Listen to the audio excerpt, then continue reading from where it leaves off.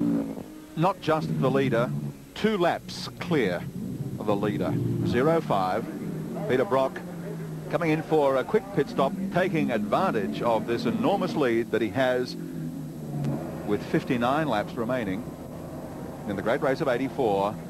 Now, I wonder whether or not he might give Larry Perkins another stint in the car. Yes, he will. Let's go down for our pitman, Pat Welsh.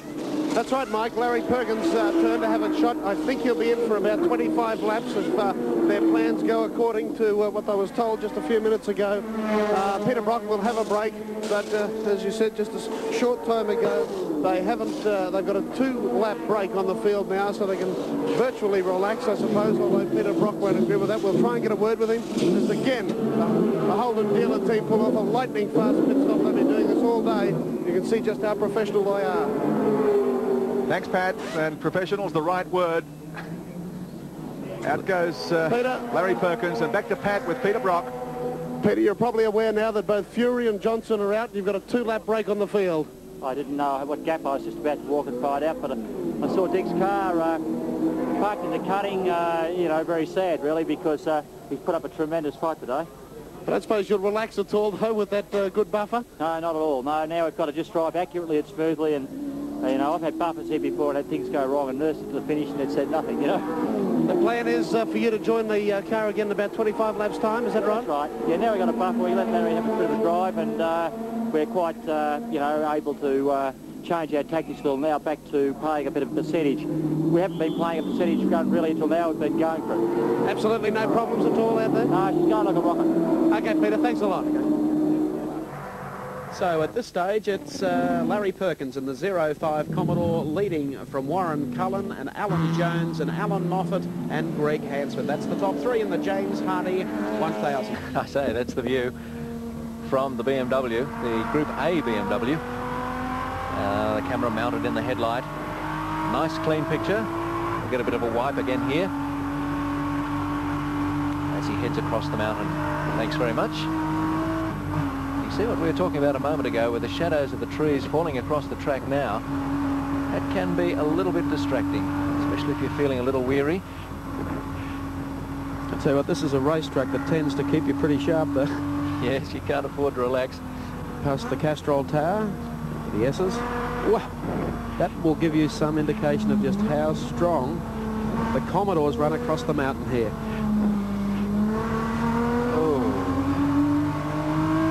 And we'd have Denny Holm at the wheel at the moment, I think, wouldn't we, Mike? Yes, Denny Holm at the wheel of the Group A BMW, still trying to fight its way back up to challenge the Rovers, who are running very, very strongly in Group A. The performance of all the Group A cars will astound quite a few people. I think the Rover 61 is currently in 13th position overall, and the Group A BMW 18th. That's overall. So an outstanding effort by these cars, which are proving reliable and probably a lot quicker than many thought. Well, we're going to go to Dick Johnson's car, number 17, the big Queensland Falcon now. Dick's had his problems today. Some fuel trouble going up to the top of the mountain just a short time ago has cost him valuable laps. As you can see, the race cam is putting out great pictures for us. Dick obviously a little disconsolate at having dropped about 4 or 5 laps in that incident. We're going to establish contact with Dick Johnson. Dick, Gary Wilkinson from the pits. Can you hear me? Yeah, sure can, Gary. Dick, I know you've got a big load on your shoulders with what's happened so far, and I don't want to put too much more on you at this stage, but if you have a moment, the Australian Government Minister for Sport, Mr. John Brown, is here. You might like to have a few words with him. Sure, mate, not a problem. How are you, Dick? I've spent better Sundays. I know what it's like. I've run out of petrol on many occasions. But you're a great battler. It's good to see you out there. It's not unlike the reputation that Dick Johnson has for being the great battler of the motor racing sport. Well, I suppose, you know, everyone says that's motor racing, but as far as I'm concerned, it's a flaw in what has been probably a faultless preparation, because I'm not sure what broke on the car, but whatever it was, really made me annoyed. Well, you're still out there and you're still with it. Lost a few laps, but you're still there, boy. Yeah, I tell you what, mate, we've just broken a blooming axle, would you believe? Thank you. Mate, it never rains, it bloody well pours. Everything in your favour's against you. Oh, mate, I don't believe this.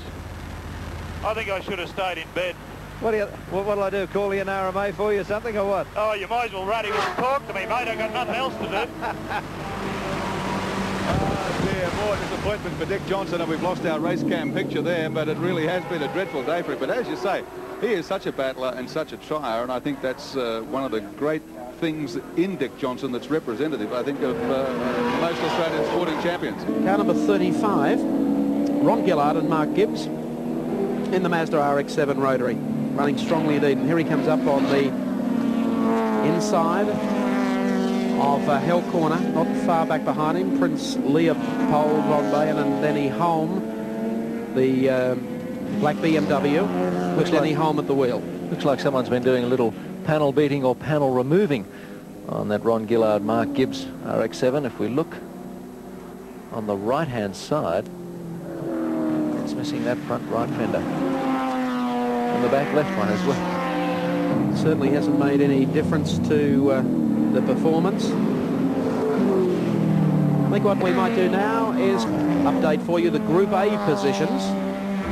We had a little problem last time we showed. That's more like it. Car number 61, Jeff Hallam and Armin Hahn in the Rover Mobile entry, leading. Second spot being held down by Denny Holm and Prince Leopold von Bayen. And of course we have Golson and O'Donnell in third. Then the Capri of Bo Seaton and Don Smith, and then Kraft and Gross running back in fifth spot. So Hallam and Hahn very much in control of the Group A situation at this time. This will give you a fair indication, dropping down into Forest Elbow now.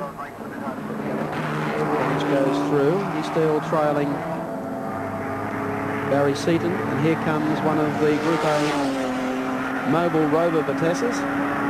It goes past the Mazda and now starts to move right in on Barry Seaton. He's swinging to the outside of the course and passes Seaton.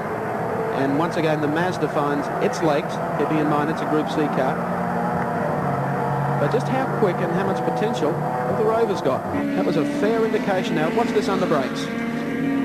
Group A car. And at the bottom of Conrod Straight along Pit Straight. So the Rover is keeping its end up very, very well indeed against the outright cars. And from Group A to the Group A BMW,